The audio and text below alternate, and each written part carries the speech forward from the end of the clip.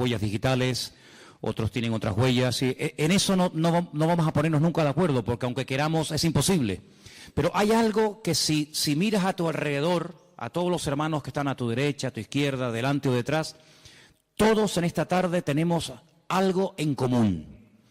Yo sé que a lo mejor los más espirituales dirán, pues tenemos en común que tenemos una salvación en Cristo Jesús. Sí, por supuesto, hermano, eso sobra el decirlo, eso está claro. Pero hay algo que no nos hemos dado cuenta, es algo evidente, y es que todos los que estamos aquí estamos vestidos. ¿Sí o no?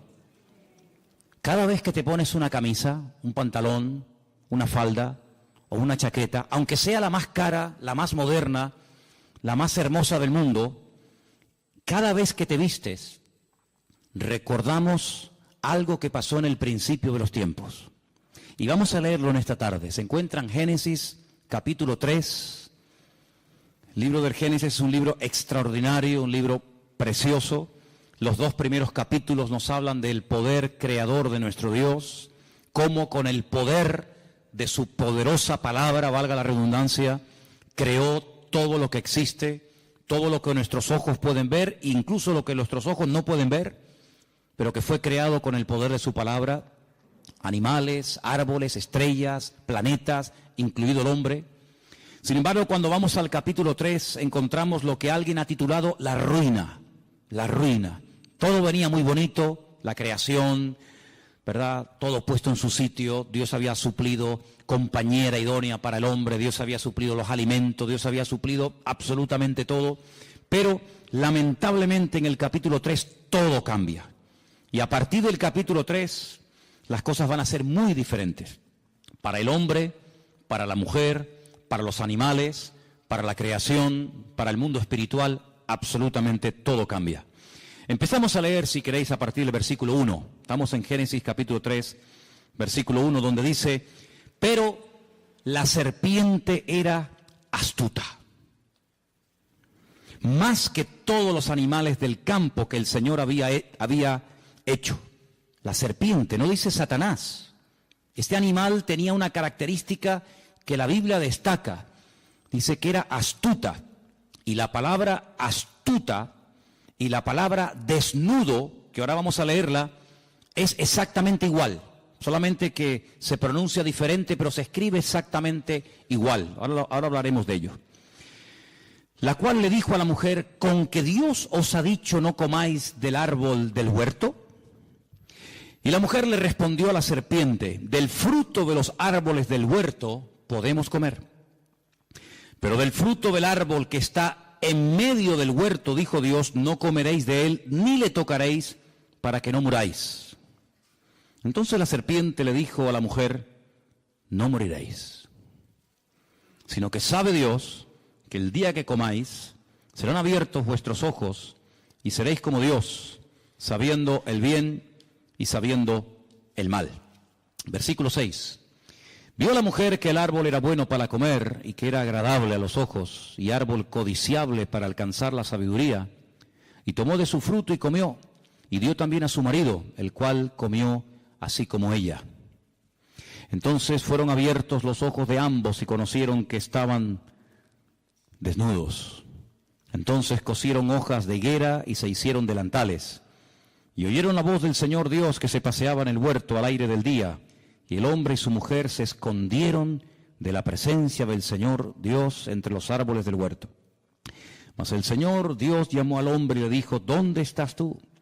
Y él respondió: oí tu voz en el huerto y tuve miedo porque estaba desnudo y me escondí. Y dijo Dios: ¿quién te enseñó que estabas desnudo? ¿Has comido del árbol que yo te mandé que no comieses? Y el hombre respondió: la mujer que me diste por compañera me dio del árbol y yo comí.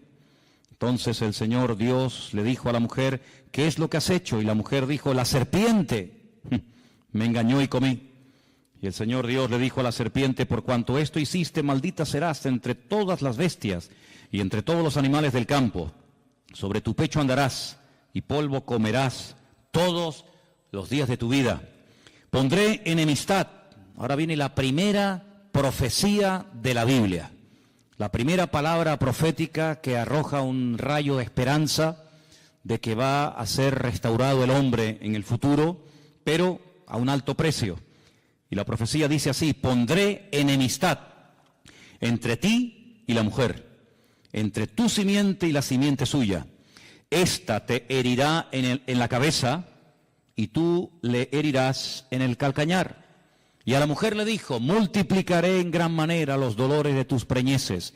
Con dolor darás a luz los hijos y tu deseo será para tu marido y él se enseñoreará de ti. Y al hombre le dijo: por cuanto obedeciste a la voz de tu mujer y comiste del árbol que te mandé diciendo, no comerás de él, maldita será la tierra por tu causa, con dolor comerás de ella todos los días de tu vida. Espinos y cardos te producirá y comerás plantas del campo. Con el sudor de tu rostro comerás el pan hasta que vuelvas a la tierra, porque de ella fuiste formado, pues polvo eres y al polvo volverás. Y ahora es la primera vez que vemos al hombre que le pone nombre.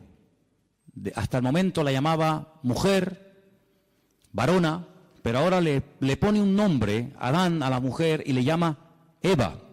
Y aquí hay un juego de palabras que no se aprecia en español, Eva, por cuanto ella es madre de todos los vivientes, que viene de la raíz Hai, que significa vida. Y el Señor Dios hizo al hombre y a su mujer túnicas de pieles y los vistió. ¿Cuántos dicen amén? Muchas veces la gente se pregunta, pero bueno, ¿esto realmente fue así?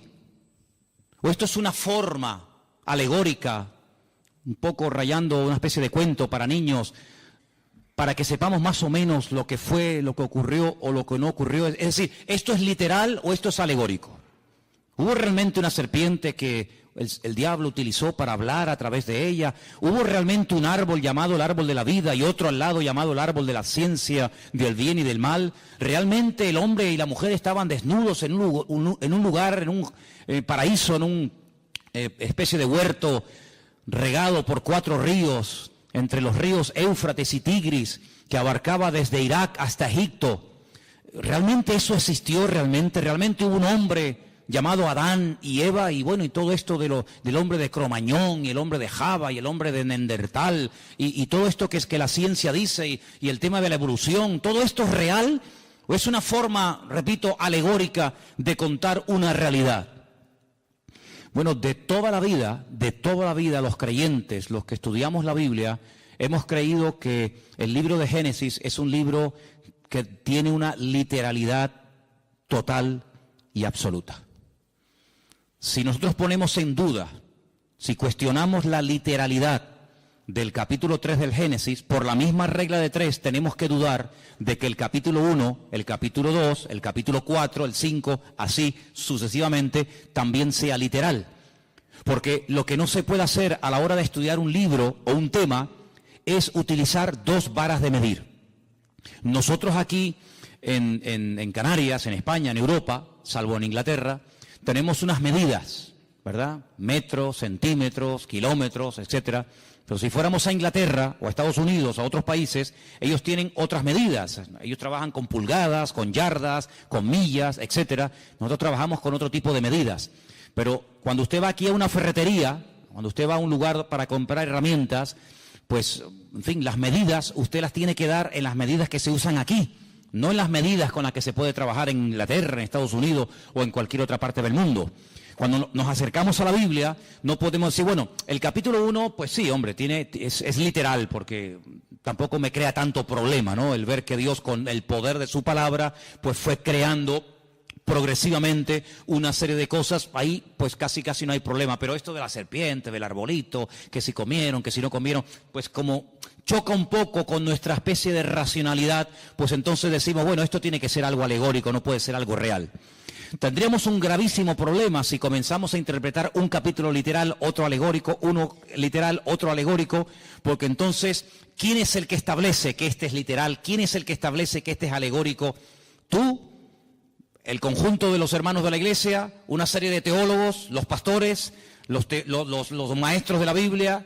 ¿Los traductores? Es muy complicado. La hermenéutica nos obliga, es decir, la ciencia que nos obliga a la correcta interpretación de los textos bíblicos, nos obliga a utilizar una sola vara de medir. No podemos utilizar dos sistemas de interpretación de un mismo pasaje, porque tendríamos unos problemas terribles. Y bueno, lo que tenemos que aceptar es la literalidad de la Biblia. Eso no significa de que no hay otros libros y de que no hay otras historias y que no haya otros capítulos que no son literales, sino son, digamos, basados en símbolos, en tipos, en antitipos, etcétera, etcétera. Por ejemplo, el famoso libro del Apocalipsis.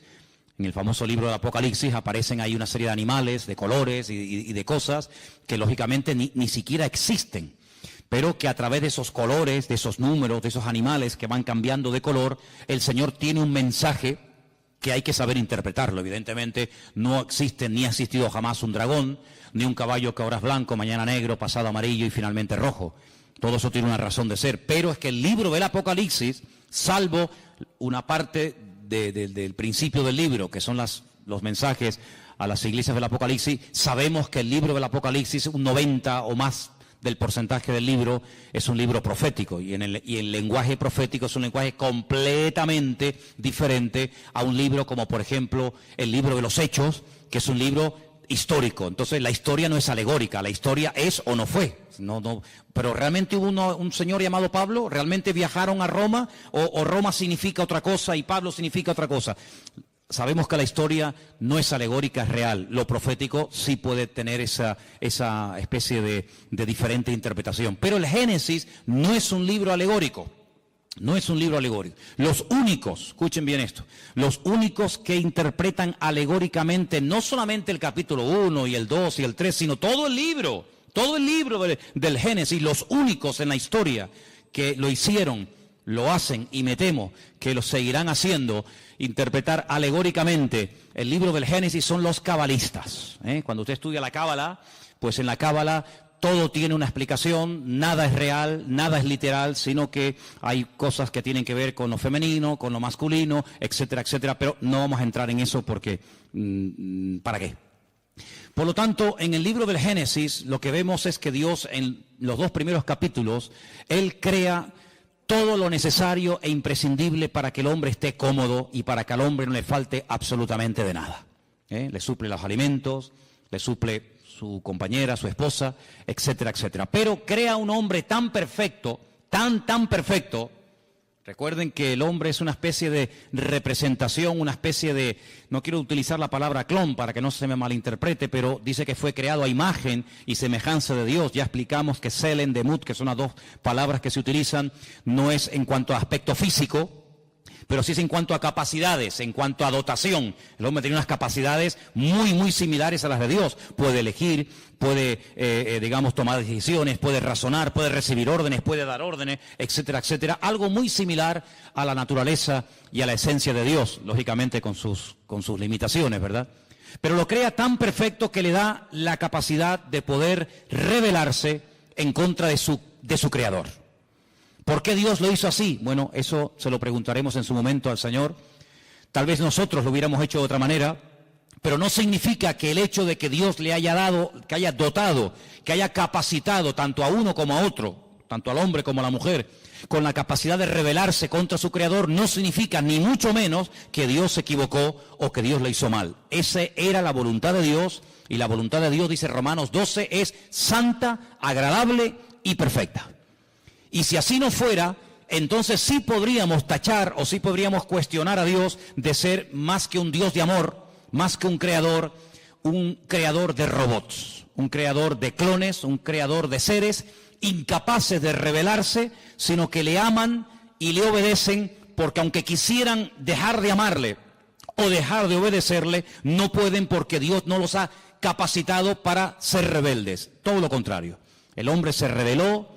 El hombre le creyó más a lo que Satanás le decía que a lo que Dios dijo. Fijaros que en ningún momento, y esto es algo interesantísimo, hermano, en ningún momento Satanás cuestiona la existencia de Dios. En ningún momento dice cosas como Dios, ¿y ese quién es? Pero si Dios no existe, en ningún momento cuestiona Satanás la existencia de Dios, sino lo que cuestiona, lo que pone en tela de juicio, no es la existencia de Dios, sino las órdenes, las limitaciones que Dios ha puesto. que Dios te ha dicho, luego ya Dios existe, lo da por hecho, que Dios te ha dicho que si comes, que si desobedeces la orden que Él te ha dado, morirás, no le creas, no es verdad, no morirás. Lo que pasa es que Dios no te ha dicho toda la verdad y yo sí te la voy a decir. Fíjate qué tremendo, ¿eh? Es un atentado contra la mismísima esencia de Dios. La esencia de Dios es la verdad. La esencia de Dios es la verdad.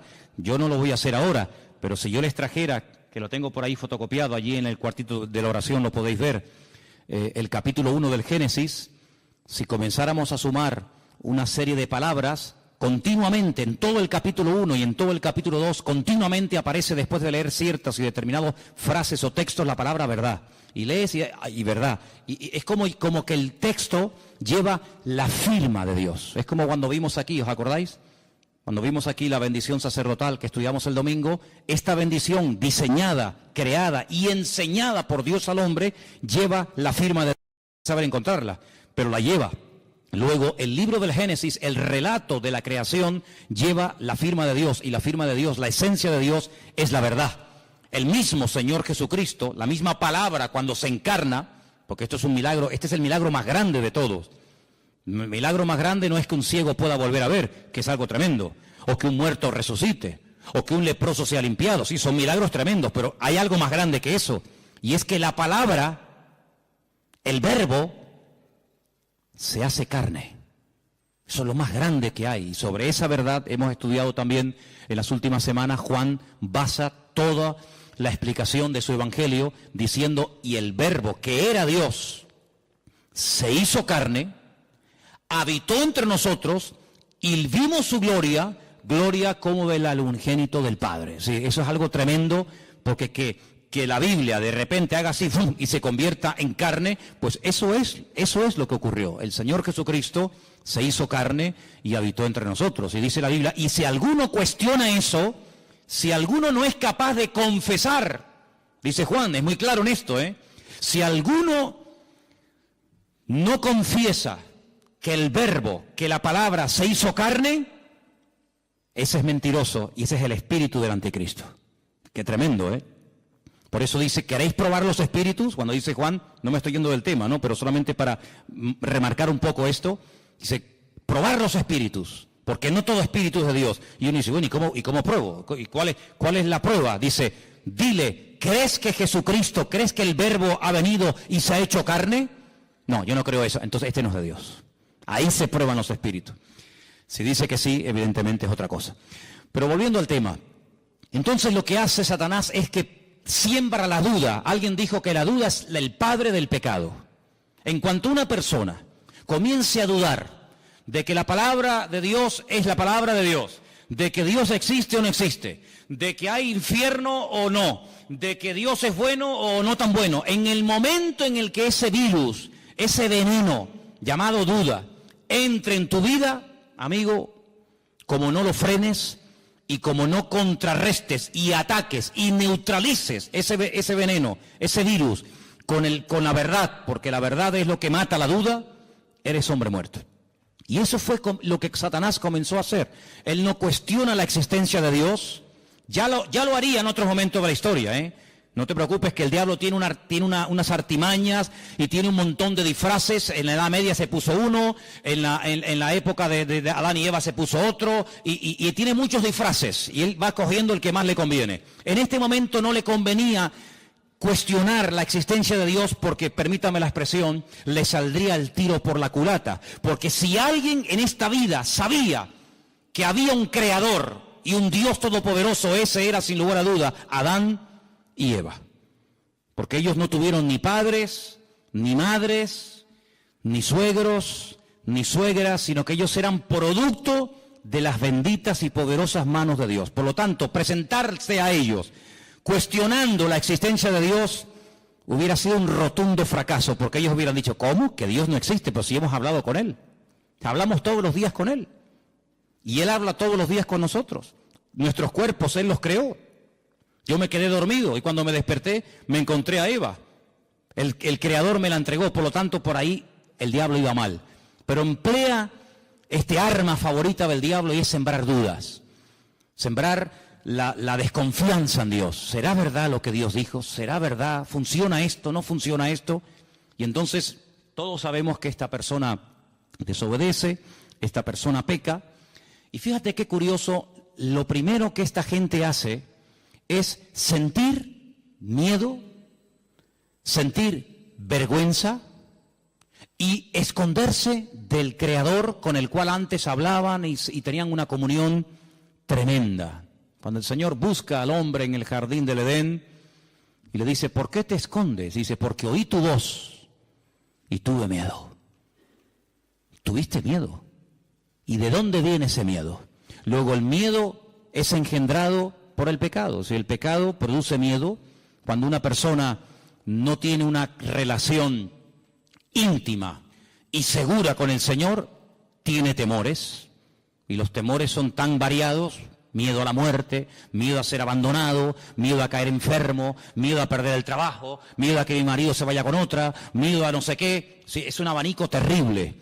Y eso el hombre comenzó a sentirlo, el hombre comenzó a experimentarlo, y el hombre llegó a tener hasta miedo de su propio Dios, de su propio Creador.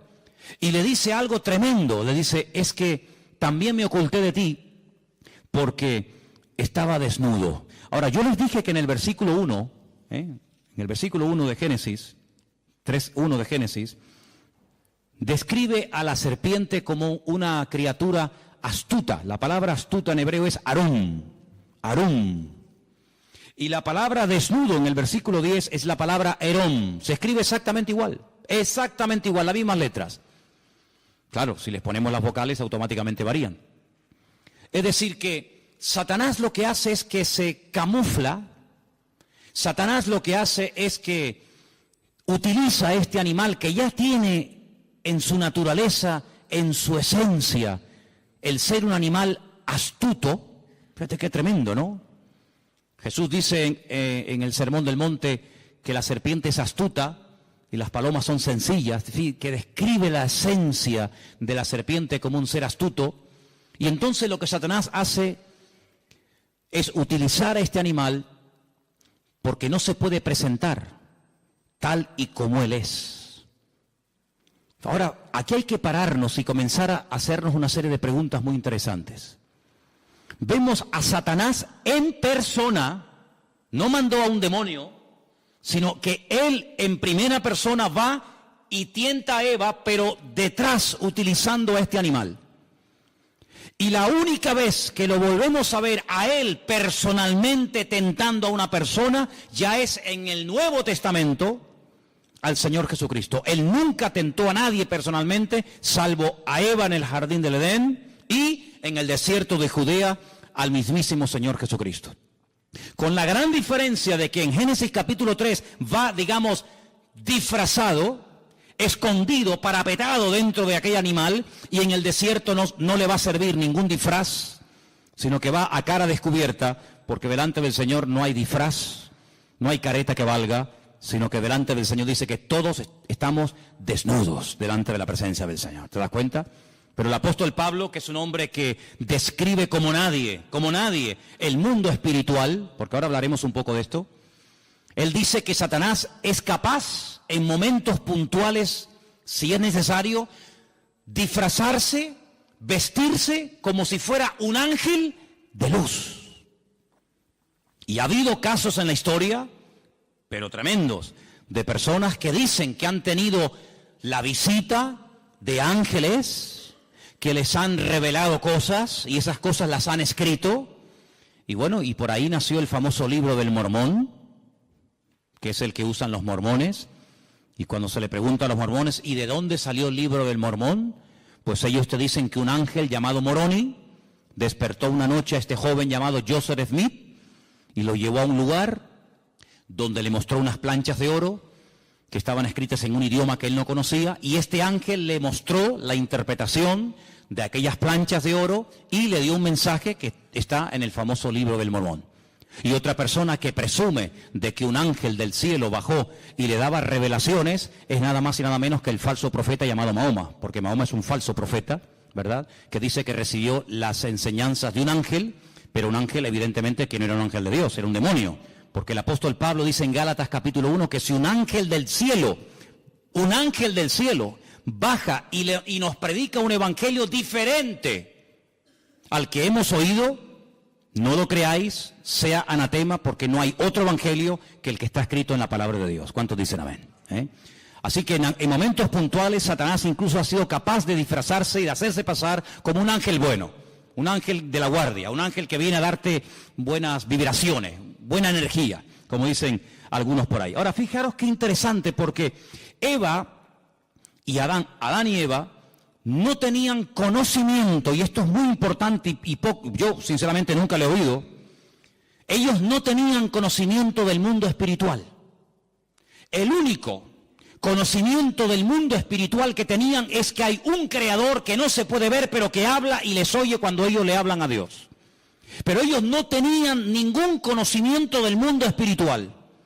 Pero el mundo espiritual evidentemente ya existía y era real, puesto que cuando uno comienza a leer la Biblia desde el principio, uno se encuentra que el que está hablando es Dios.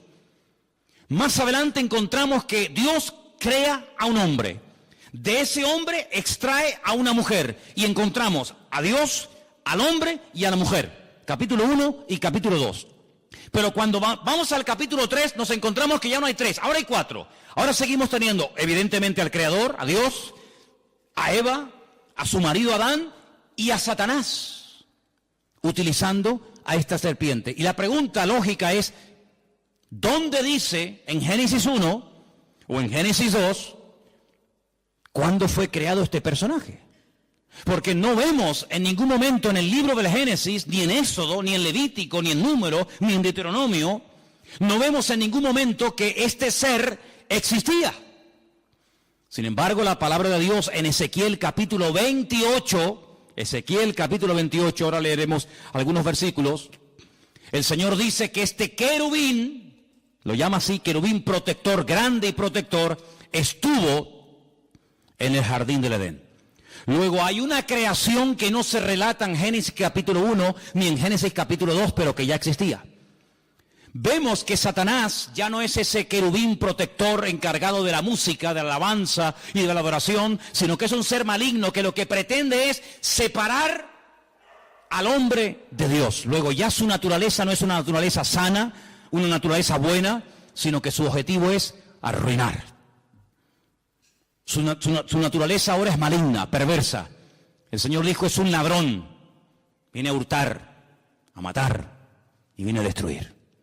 Y aquí lo vemos, haciendo su primer intento en la historia de la humanidad, queriendo matar la comunión del hombre con Dios, queriendo separar al hombre de Dios, creando distanciamiento, creando mal ambiente, ¿verdad? Así que vamos a Ezequiel capítulo 28 para que veáis cómo en este libro, que por supuesto, sobra el decir, no existía en los tiempos de Adán y Eva. Adán y Eva nunca leyeron el libro de Ezequiel. En el capítulo 28 se describe la naturaleza de este personaje. Ezequiel 28:12 viene hablando del rey de Tiro, pero en medio del mensaje de Dios al rey de Tiro, mete otro mensaje que complementa lo que viene diciendo y dice lo siguiente: Hijo de hombre, levanta endechas sobre el rey de Tiro. Tiro es una ciudad que está al norte de Israel, no entraba dentro del territorio de Israel, está bien al norte, ¿verdad? Y dile, así ha dicho el Señor, tú eras el sello de la perfección, lleno de sabiduría y acabado de hermosura. Solamente escucha estas 3 características, son impresionantes, ¿eh? De ningún ser en la Biblia el Creador habla en semejantes términos. Los vuelvo a repetir: sello de la perfección, lleno de sabiduría y acabado de hermosura. Cuando Dios da algo no lo quita. Luego, aunque este ser fue arrojado de la presencia del Señor, su sabiduría, su hermosura y sus cualidades recibidas de parte de Dios, se las llevó con él. Pero ahora dice algo tremendo. En Edén, ¿cómo sabemos que ya no está hablando del rey de Tiro? Bueno, por sentido común. En Edén no estuvo nunca el rey de Tiro. El rey de la ciudad de Tiro nunca estuvo en Edén. Luego ya no está hablando del rey de Tiro, sino ahora dice, en Edén, en el huerto de Dios estuviste. Ay, amigo. De toda piedra preciosa era tu vestidura. Yo les voy a pedir un favor a partir de ahora. Cuenten las piedras preciosas que yo voy a comenzar a leer a partir de ahora, por favor. Cuéntenlas, ¿sí? En Edén, en el huerto de Dios estuviste. De toda piedra preciosa era tu vestidura. Empiezo. De cornerina, topacio, jaspe, crisólito, berilo, iónice, zafiro, carbunclo, esmeralda. Y luego el oro es otra cosa, ¿no? No es una piedra preciosa. Los primores de tus tamboriles y flautas estuvieron preparados para ti en el día de tu creación. Luego es un ser creado, no es un ser eterno. En el día de tu creación. Ese día de la creación no fue Génesis capítulo 1, porque allí no vemos cómo el Señor creó a este personaje. Pero evidentemente hay otro momento no relatado, no narrado en Génesis capítulo 1, donde evidentemente Dios tuvo que crearlo, porque Dios dice que este personaje al cual llama en el versículo 14, querubín grande y protector, hubo un día en el que fue creado por el Señor. Lo llama querubín grande, protector. Yo te puse en el santo monte de Dios. Allí estuviste, en medio de las piedras de fuego te paseabas. Pero esto no lo encontramos en Génesis 1. En el jardín del Edén no dice que era el monte de Dios. ¿Qué te parece? Luego está describiendo otro sitio. El jardín del Edén era el sitio para el hombre. Y hay otro sitio que se está describiendo aquí, que era el sitio donde Dios estaba, donde Dios vivía y donde estaba este personaje. Y sigue diciendo la Escritura, perfecto. Perfecto también es la palabra completo. ¿Vale?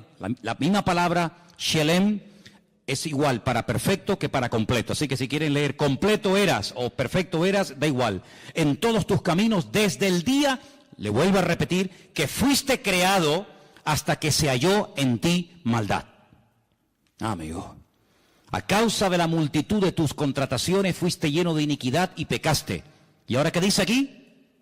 Por lo que yo te eché. ¿Quién lo echó? El Creador. Yo te eché. ¿De dónde? Del monte de Dios. Y te arrojé de entre las piedras de fuego, oh querubín protector. Y ahora lo vemos en Génesis capítulo 3, a este personaje que antes estaba en la presencia del Señor, ahora lo vemos en el jardín del Edén tentando a Adán y tentando a Eva. Qué tremendo, ¿no? Y dice aquí, se enalteció tu corazón a causa de tu hermosura. Increíble, cómo tenía que ser este personaje, ¿eh? Lo más hermoso. Corrompiste tu sabiduría a causa de tu esplendor. Yo te arrojé por tierra. Delante de los reyes te pondré para que miren en ti. Con la multitud de tus maldades y con la iniquidad de tus contrataciones profanaste tu santuario. Yo pues saqué fuego de en medio de ti, el cual te consumió y te puse en ceniza sobre a los ojos de todos los que te miran. Todos los que te conocieron de entre los pueblos se maravillarán sobre ti, espanto serás y para siempre dejarás de ser. Fíjate que lo llama querubín, pero la palabra querubín en Génesis 1 no aparece. La palabra querubín en Génesis 2 no aparece. La primera vez que aparece en la Biblia la palabra querubín, ahora vamos a decir que es un querubín, aparece en Génesis capítulo 3. Volvamos a Génesis 3. Concretamente el último versículo. Génesis 3, el último versículo. Y dice así, echó pues fuera al hombre y puso al oriente del huerto del Edén querubines y una espada encendida que se revolvía por todos lados para guardar el camino del árbol de la vida. Luego, si Adán y Eva nunca habían oído en su vida la palabra querubines, cuando se presenta este personaje utilizando a esta serpiente astuta, ella no tiene ningún conocimiento del mundo espiritual. Ella no sabe lo que es un querubín, ella no sabe lo que es un serafín, ella no sabe quién es Satanás, ellos no saben nada. Pero ellos estaban capacitados para discernir que esta tentación, este ataque, no provenía de Dios. Primero, porque está contradiciendo a la palabra. Dios dijo, si comes, morirás. Y este me está diciendo que no moriré. Luego, ¿a quién le creo? ¿A mi Creador y a mi Señor? El que me ha creado, el que me ha demostrado que me ama, el que ha creado un mundo maravilloso para mí, o a este que no sé quién es y de dónde ha salido. Ahí hay un dilema y una tentación. Eso es lo que es ponerte entre la espada y la pared, decir, ¿a quién le creo? ¿A Dios o al horóscopo? ¿A lo que dice mi Señor en su palabra? ¿O a lo que dicen las noticias en la televisión? ¿A lo que dice el santero que echa las cartas y el brujo que no sé qué y no sé cuánto? ¿O le creo a mi Señor? Amigo, tú verás. Lamentablemente tengo que decir que Satanás sembró el veneno de la duda, de la incertidumbre, de la desconfianza en el corazón de Eva y le creyó más a este que no sabía quién era y de dónde había venido que a su Señor y a su Creador. Y cuando uno no cree la verdad, se convierte en un esclavo. Aquí arriba tenemos un texto, son palabras de Cristo. Él dijo, conoceréis la verdad y la verdad os hará libres. ¿Cuántos dicen amén? Cuando tú prefieres creer a tus mentiras y a tus rollos y a tus excusas y a tus argumentos, quieras o no quieras, te conviertes en un esclavo. En un esclavo de tus pasiones, en un esclavo de tus mentiras, en un esclavo de lo que te han dicho o de lo que tú crees que es. Cuando tú cuestionas lo que dice la Biblia, ¿y por qué Dios dice blanco si yo veo que es gris? Bueno, lo que tú veas es una cosa y lo que Dios dice es otra. Y tú te puedes equivocar porque dice la Biblia que el ser humano es un ser ahora, y fíjate tú, imperfecto, lleno de debilidades, lleno de imperfecciones. Pero nuestro Dios es un Dios perfecto y nunca, jamás saldrá una mentira de la boca de Dios. ¿Cuántos dicen amén? Dios es un Dios de verdad. La esencia de Dios es la verdad. Dios no puede mentir. Va en contra de su naturaleza. Hay cosas que a Dios no le afectan. La mentira. Dios no puede mentir. La tentación, a Dios no le tienta nada. Dice, si Él no es tentado por nada, ni por nadie, Él tampoco puede tentar a nadie. Así que cuando tú seas tentado, no digas que Dios te está tentando, sino que tú estás siendo tentado porque le has dado lugar a una serie de circunstancias que estás creando el caldo de cultivo propicio para caer en la red. Pero Dios no tienta a nadie. Una cosa es que Dios te pruebe y otra cosa es que Dios te esté tentando. Cuidado. La prueba es para fortalecerte, para acercarte a Él. La tentación es al revés, para separarte y para que caigas y para que cuestiones pues la asistencia, el amor, la misericordia, la bondad o lo que sea de parte del Señor. Así que vemos que esta mujer, al no tener conocimiento del mundo espiritual, cree a este personaje que, repito, no sabe de dónde ha salido y que encima le lleva la contraria al Señor. Pero tú y yo no tenemos esa excusa para pecar. Porque tú y yo tenemos muchísimo conocimiento del mundo espiritual, ¿sí o no? Si tú le dices a Adán y a Eva, Satanás, dice, no sabían quién era. Pero si yo te digo a ti, el diablo, Satanás, el padre de mentira, ¿sabes quién es o no? Amigo, hay un conocimiento que tú tienes que ni Adán tenía. Y por eso dijo alguien en cierta ocasión que el terreno de Satanás es la ignorancia. Cuanto más ignorante sea, más fácil se lo pones al diablo para que te engañe. Ah, que yo no sabía, por eso caíste. Pero ahora nosotros no tenemos la excusa de decir, es que yo no sé lo que son los demonios, yo no sé quién es el diablo, yo no sé. No, sí sabemos, claro que sabemos, hombre, que sí sabemos. Mira, el mundo espiritual, quien mejor lo describe, si a alguien le interesa este tema, es sin lugar a duda el apóstol Pablo. Hay un capítulo, no lo vamos a leer ahora, pero para los que toman nota y les gusta leer después en casa, es el capítulo 6 del libro de Efesios, la carta de Pablo a los Efesios. Pablo describe allí el mundo espiritual de una forma increíble. La jerarquía del mundo espiritual, como Pablo no la describe nadie. Él dice que hay, mira, principados, potestades, gobernadores de las huestes de las tinieblas, huestes espirituales de maldad en las regiones celestes. Si te vas al libro de Ezequiel, te encuentras, por ejemplo, en Ezequiel capítulo 28, los versículos 13 y 14, te encuentras a los querubines, que en Ezequiel 1 los llama los seres vivientes. Cuando tú oigas la palabra seres vivientes, son los querubines. Qué curioso que cuando dice la Biblia que el Señor mandó a construir el tabernáculo con todo el mobiliario, ¿se acuerdan? Con la menorá, con la mesa de los panes, con el altar del incienso, el altar del sacrificio, con el arca de la alianza. Dice que dijo, encima del arca, en la tapa, quiero que construyas 2 querubines. porque son los que van a proteger la presencia del Señor.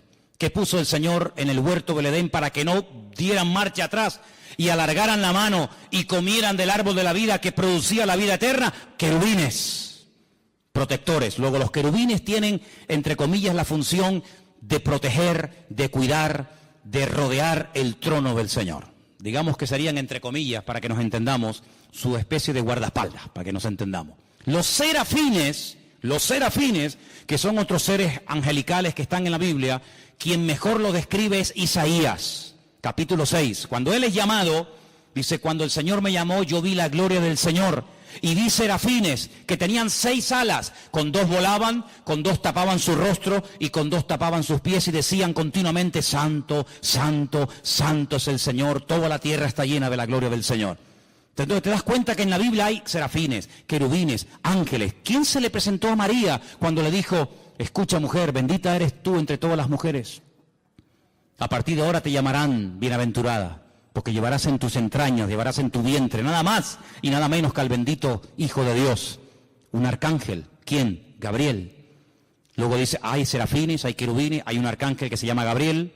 Luego te vas al libro de Daniel y te encuentras que hay otro arcángel tremendamente poderoso que se llama el arcángel Miguel. El gran príncipe, dice Daniel 12, que está de parte de los hijos de tu pueblo. Te das cuenta que describe un mundo espiritual tremendo. Es decir, no lo podemos ver con nuestros ojos, pero eso no significa de que no existan. Hay gente que dice en su ignorancia, yo si no veo no creo. Pues por esa misma regla de 3 usted no cree en Júpiter, ni en Plutón, ni en Marte, ni en montones de cosas que existen, simplemente por el argumento ridículo y absurdo de que usted no lo ve. Bueno, hay millones de cosas que nuestros ojos no ven, pero sin embargo, ¿usted ha visto alguna vez algún átomo? ¿Ha visto alguna molécula? ¿Ha visto los protones y los neutrones? ¿Ha visto alguna vez eso? No, pero existen y están aquí ahora mismo. Y en este momento aquí dentro hay miles de voces, de radio, de onda, ¿verdad? Radio de frecuencias que están aquí, las ondas, ahora no se oyen, no se pueden ver, porque no tenemos un receptor, pero si pusiéramos una radio y la encendemos, automáticamente oímos que la radio está hablando. No, la radio no está hablando, la radio está reproduciendo por ese famoso invento de Marconi, el italiano, ¿no? Que fue capaz de captar esas ondas y ponerlas en un receptor y uno puede hablar, oír en italiano, en japonés, en árabe, en chino, en lo que sea, una persona que está a miles de kilómetros de Tenerife, pero lo oímos hablar aquí, o ver un partido de fútbol que se está llevando a cabo en África, o sabe Dios dónde. Pero todo eso existe, no lo podemos ver, pero cuando tenemos los aparatos para poder ver esas imágenes, para poder escuchar esos sonidos, pues automáticamente ahí lo tenemos y todos en casa sabemos pues lo que estoy diciendo por la radio y por la televisión. Entonces, pero Adán y Eva en aquel momento, vamos a decir, entre comillas, que eran ignorantes del mundo espiritual.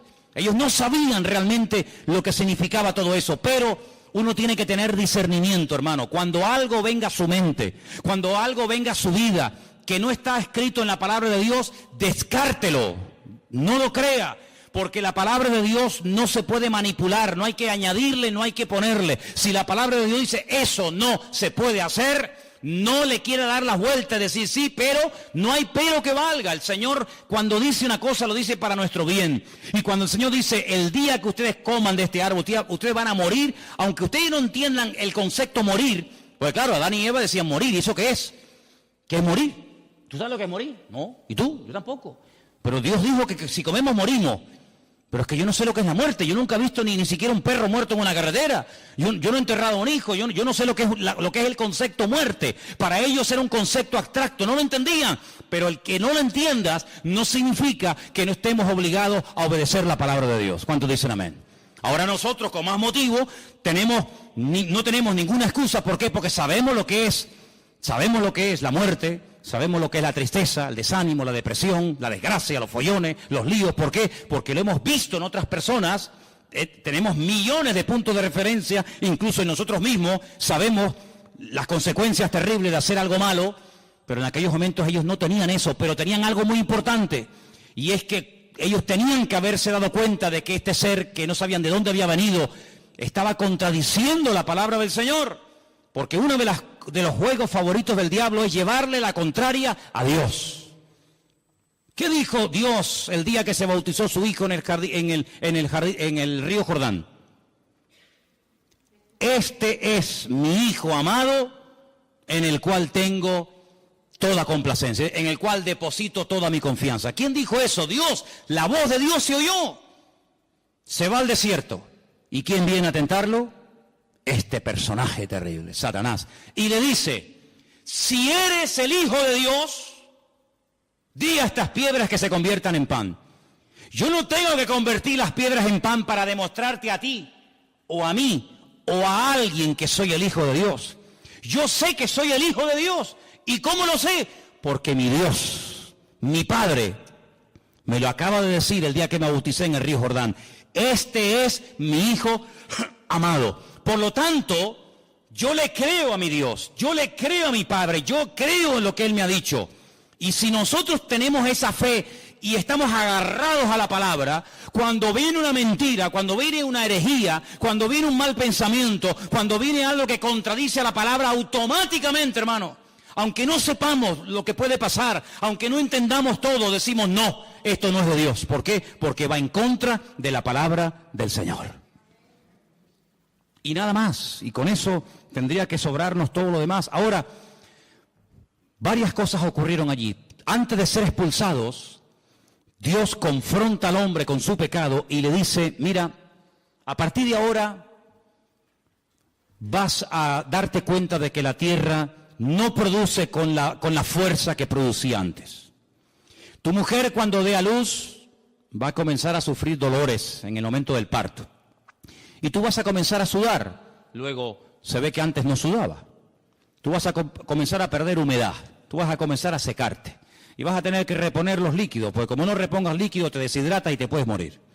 Entonces hay una serie de consecuencias en el mundo espiritual, en el mundo natural, en el mundo físico, que van a cambiar a partir de ahora. Pero cuando yo te eche del jardín del Edén, no te vas a ir como yo te puse aquí. Yo te puse aquí desnudo, pero tú te vas a ir vestido. Porque hemos leído esta noche, en el capítulo 3, versículo 21, que el Señor los cubrió con pieles de animales y los vistió. Y esto es una lección objetiva que Adán y Eva captaron al momento. Animales inocentes han tenido que morir por mi culpa. Ahora entienden lo que es morir. Cuando ellos vieron a esos pobres animales, yo no sé si eran ovejas, si eran cabras, yo no sé lo que eran. Pero la Biblia nos enseña que el Señor tomó pieles de animales, cubrió a este hombre y a esta mujer, y ellos vieron lo que significa, ellos entendieron el concepto morir. Es decir, que ahora estas ropas que me van a cubrir, me van a recordar a donde quiera que vaya, que yo tengo que vestirme porque me he convertido en un ser pecador. Y por eso dije al principio que cada vez que te pones una camisa, un pantalón, una falda o una chaqueta, por muy cara, por muy bonita, por muy moderna que sea, todo eso nos recuerda constantemente que somos pecadores, seres caídos, pero que por la misericordia y por la gracia de Dios podemos alabar a nuestro Dios. ¿Cuántos dicen amén?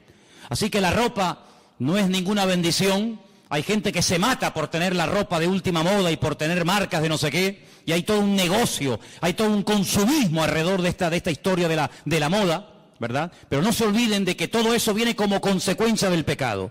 Y no solamente han tenido que morir animales inocentes para poder vestirlos a ustedes, sino que a partir de ahora la relación entre ustedes y yo va a ser diferente. Antes no había intermediario. El Señor venía, hablaba con ellos, ellos hablaban con el Señor, no había ningún problema. A partir de ahora no. A partir de ahora, cada vez que ustedes quieran acercarse a mí y quieran tener comunión conmigo, tienen que acercarse con sacrificios de animales. Y uno dice, ¿y por qué sacrificios de animales? Amigo, porque cuando el Señor les vistió a ustedes, animales inocentes tuvieron que morir para cubrir vuestra desnudez. Sangre de animales inocentes se tuvo que derramar para cubrirles a ustedes, y cada vez que ustedes quieran acercarse delante de Dios y sacrifiquen un animal sobre un altar de piedra, ustedes tienen que recordar que todo esto es la consecuencia de la desobediencia y del pecado de vuestros antepasados o de ustedes mismos.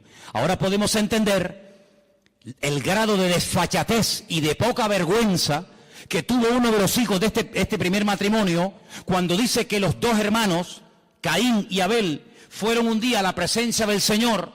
Ellos sabían que las ropas que llevaban les recordaban que eran pecadores, que papá y mamá vivieron un tiempo desnudo en un lugar maravilloso llamado el Gan Edén, pero que ahora tenemos que ir vestidos porque fuimos pecadores y desobedecimos al Señor, y tenemos que presentarnos delante de Dios con animales para recordar nuestra naturaleza pecaminosa. Y entonces llega uno de los hermanos y dice que llevó al Señor una ofrenda, pero no de animales, sino del producto de la tierra: peras, sandías, melones, papaya, pepinos, lechugas, y la pone sobre el altar. Y al lado está su hermano Abel presentando un sacrificio. Y dice literalmente la Escritura que el Señor miró con buen agrado la ofrenda de Abel, pero no le agradó de la ofrenda de Caín.